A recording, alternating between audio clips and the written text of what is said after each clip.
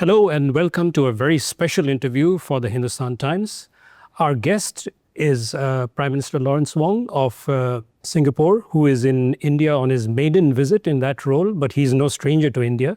And we're going to take a quick look at India-Singapore relations in very challenging geopolitical circumstances and where the two countries see themselves on the regional and international stage. Morning. Good morning, Prime Minister. Thank you for doing this.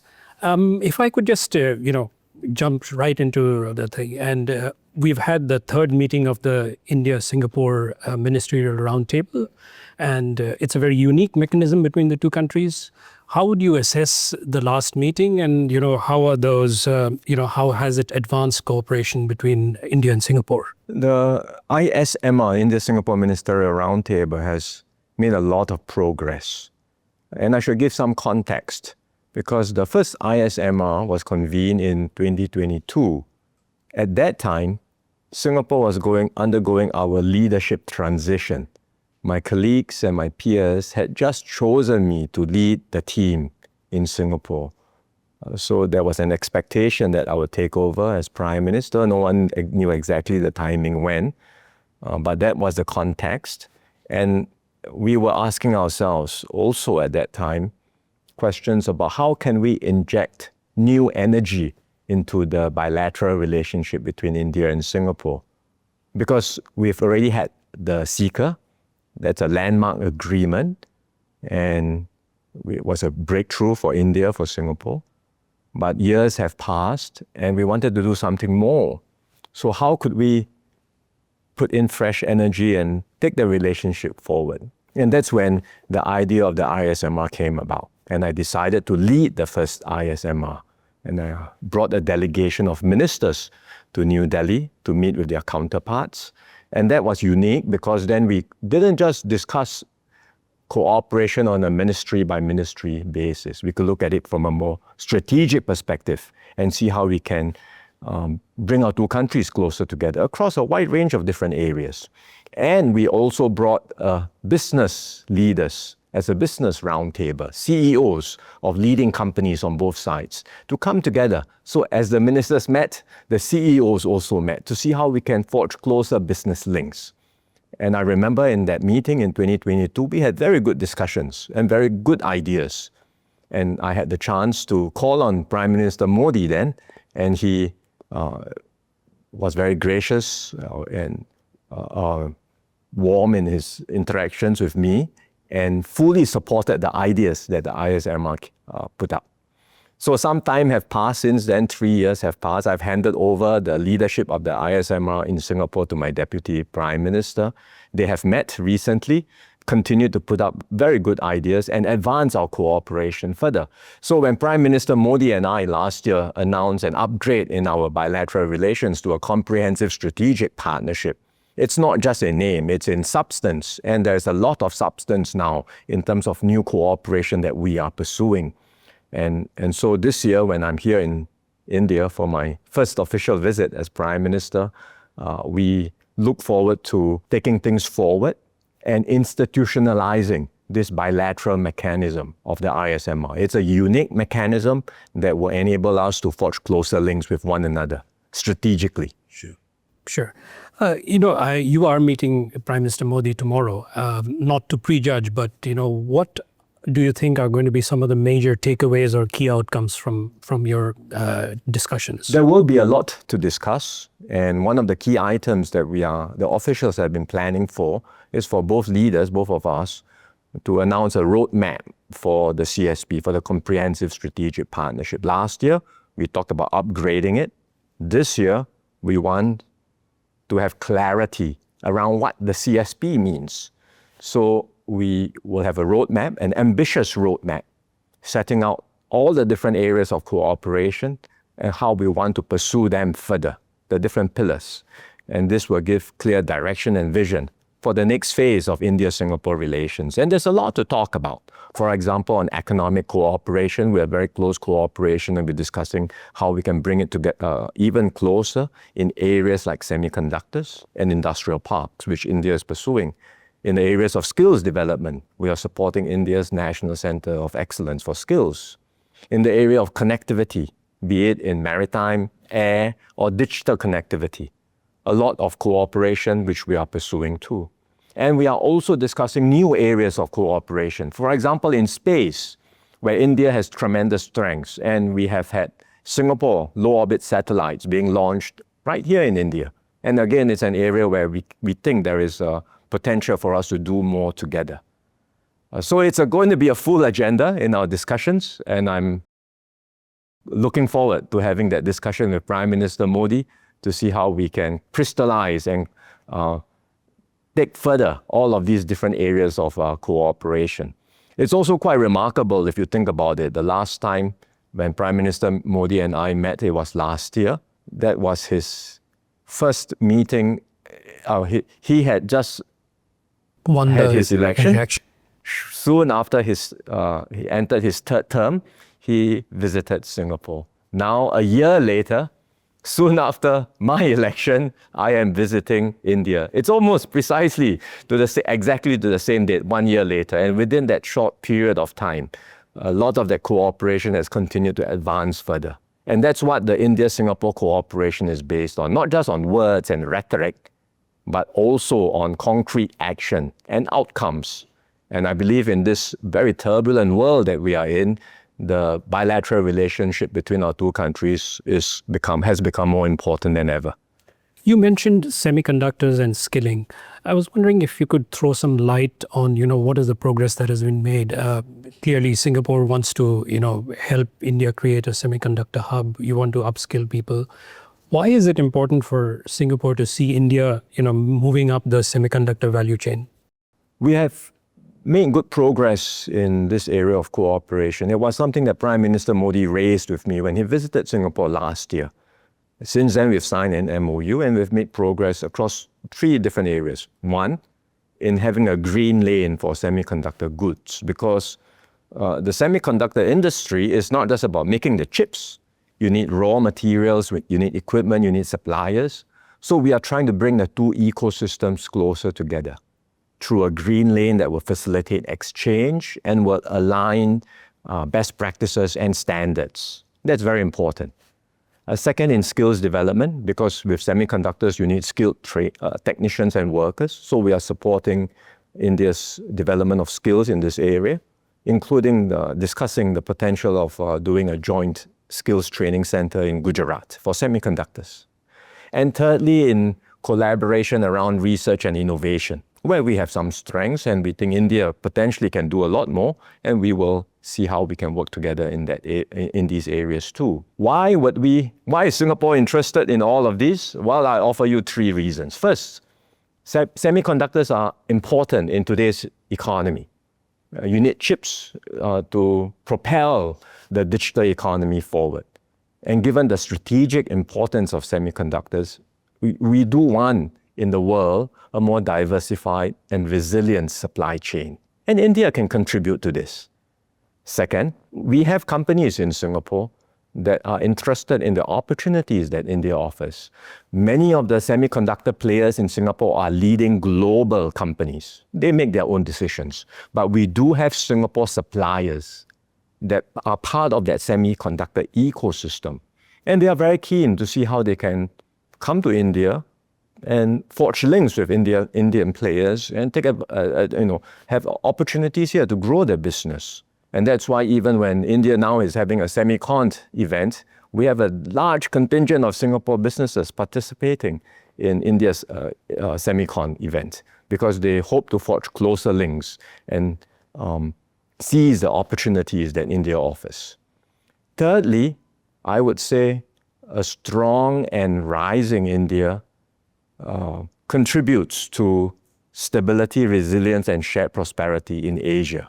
And that opens up new opportunities, not just for India itself, but for its partners around the region. And that's why we are keen to see how we in Singapore can play a part in supporting India's development in this industry. Sure.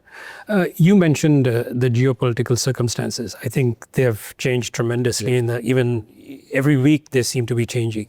Every day you've got something new coming up from the news. So in these circumstances, is India still a safe bet for Singaporean investors? Because you are probably the largest investor in India, and what are your plans for investments going forward in India? With investments, they are never a safe bet. If you want a safe bet, then you don't make any money. You must take risk. Yeah. And there will always be short-term volatility with investments, but we try to take a long-term perspective. And from that point of view, we are optimistic about India's growth prospects because of your young population, your rising middle class, your dynamic tech sector, and importantly, a government that's committed to reforms. Our confidence in India is not new. It's not a recent thing. It's long-standing, and it's backed by proven track record and actions. We had a CECA agreement 20 years ago, and now since then, our trade has grown by 2.5 times. And as you said just now, Singapore is the largest investor in India, I think for 7 consecutive years now. So we will continue to invest in India. We will continue to have confidence in India's prospects for the future. As to what industries and what areas, well, we have to leave it to the private sector. The government itself is not investing, but we set the conditions, we set the framework, we provide the overall environment for businesses and investors to come together. And I think there will be many opportunities opening up. From what we understand when we engage businesses and investors in Singapore, there's a lot of interest. For example, in areas like hospitality, advanced manufacturing, sustainability, logistics. So these are all areas potentially where we can see more investment flows coming into India from Singapore. Sure.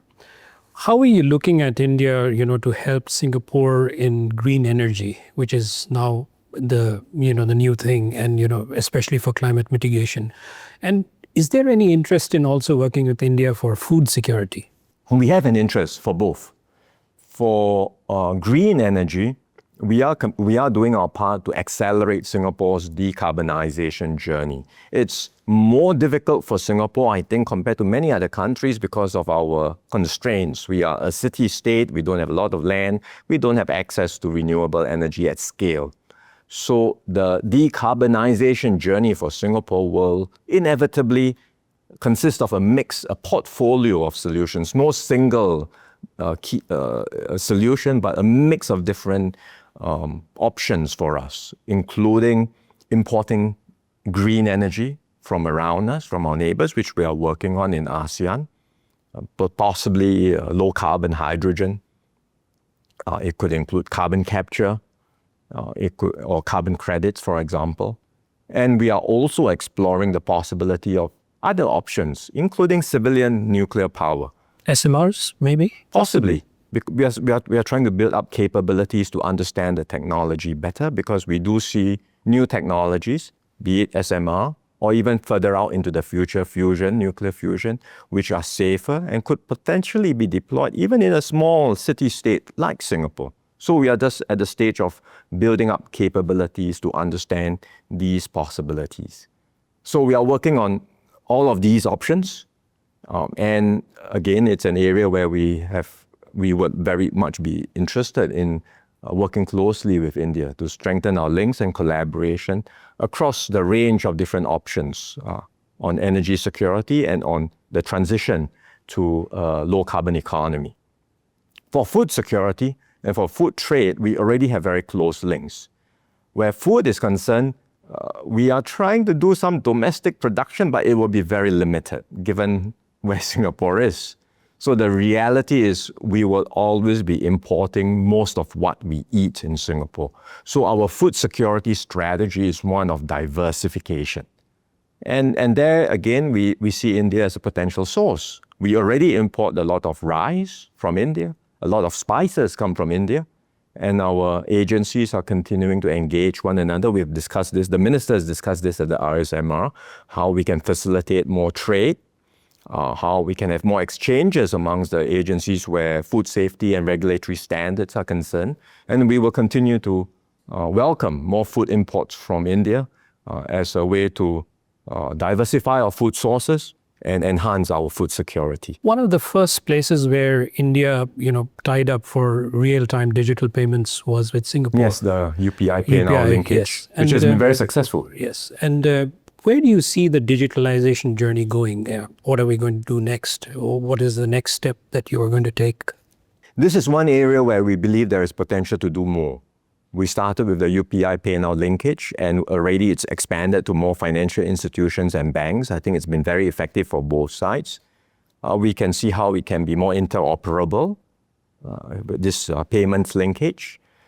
We have also done digital linkage in other areas like in digital documentation for shipping and trade. So that helps with a more seamless business process. Our central banks are talking about digital assets and how we can collaborate more. So these are all potential areas to do more together. But more fundamentally, I would say there is scope for us to think about having a more seamless cross-border data exchange between our two countries. Because data is what underpins a lot of the activities for finance and for the digital economy. And you need that ability to exchange data more seamlessly. So we are exploring the possibility of a pilot cross-border data corridor between India, potentially in Gift City, and Singapore. And if we can get that going, I think that will potentially allow us to, from the pilot, understand what are the parameters, what are the concerns that both sides may have. Is this the digital sandbox that people have been talking about? That's right. So we are thinking of it through a regulatory sandbox, which we can start exploring, and that can help take things forward. So that's something that the ministers had discussed at the ISMR, and we are hopeful that we can advance this particular pilot and regulatory sandbox idea. Beyond the data itself, then you can start talking about how we can collaborate in other areas, including in capital markets, for example, and expanding our cooperation there. So the nexus between data and fintech it's very close, a very, very close nexus. And I think there is a lot of potential for us to do more in this space. Another related area in the digital space is AI, artificial intelligence, where again, it's underpinned by data, but also on top of that data infrastructure, you have a lot of new applications and new technologies. And that's also an area where the ministers had some discussions, and we hope to see closer collaboration. Possibly on AI hubs? Possibly, a whole range of possibilities beyond, because with AI, you need the data infrastructure, then the data link becomes important. But on top of that, you have your models, you have your applications, you have industry-specific models too, and applications. And trust. And trust, you've got to think about safety, responsible use of AI. You've got to think about research and new frontiers for artificial intelligence. All of these are potential for us to collaborate on. Singapore has possibly been one of the strongest votaries of a closer relationship between ASEAN and India. India has, of course, been asking in recent months for a review of the ATIGA, the Trade in Goods Agreement. What are Singapore's views on that? I mean, the Indian side feels the process has gone on for too long.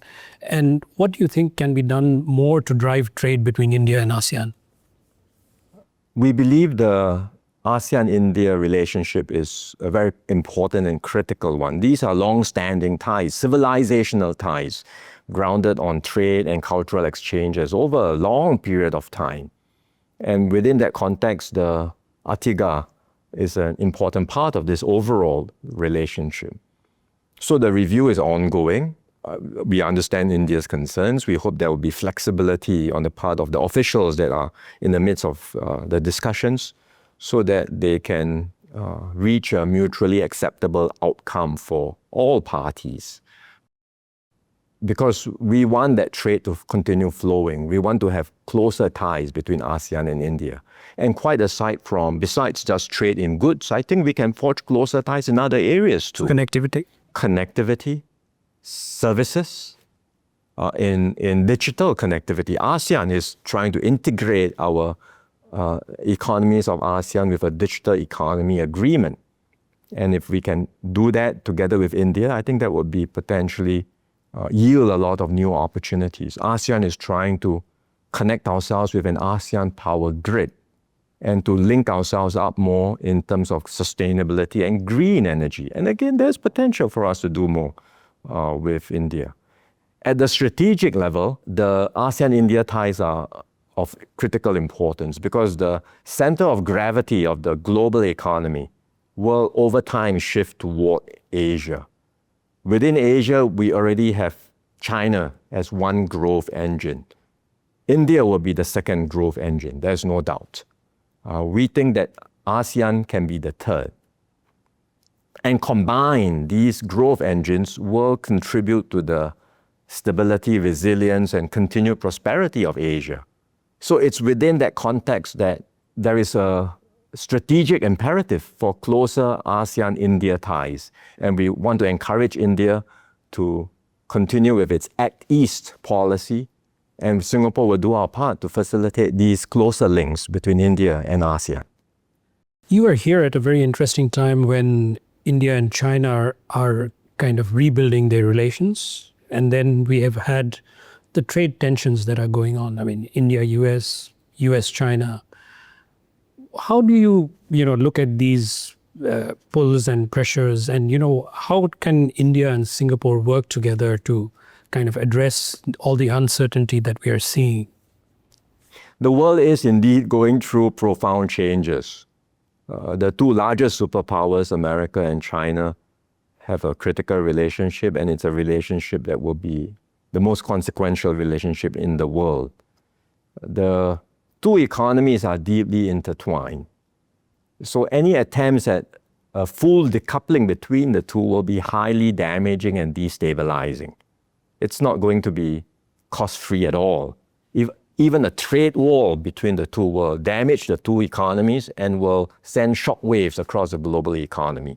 So while the America-China relationship is no longer the same as before, it will be characterized by intense competition and rivalry. There is still a need for dialogue and engagement, and I'm glad both sides are talking, and I hope they will find ways to put guardrails around the relationship and find ways to manage their differences and eventually land on a good outcome. Likewise, we hope that America and India will be able to continue the engagement and dialogue and find ways to address some of the issues that have emerged more recently. Well, Singapore watches all these with great concern. I mean, there's not much we can do when it comes to US-China, US-India, but we watch with great concern because we are a small and open economy, very reliant on external demand. And all of these global uncertainties, the additional barriers to global trade will impact on external demand and will have an impact on our small economy. So we are concerned about the developments. We will try to do our part to facilitate discussions and engagement and dialogue where possible. But the one thing we can do proactively is to work with like-minded countries.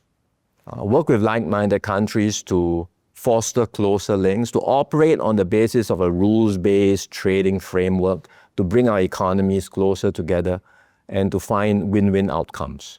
And we believe we can do so with India, because we have with India a strategic partnership built on 60 years of friendship and trust.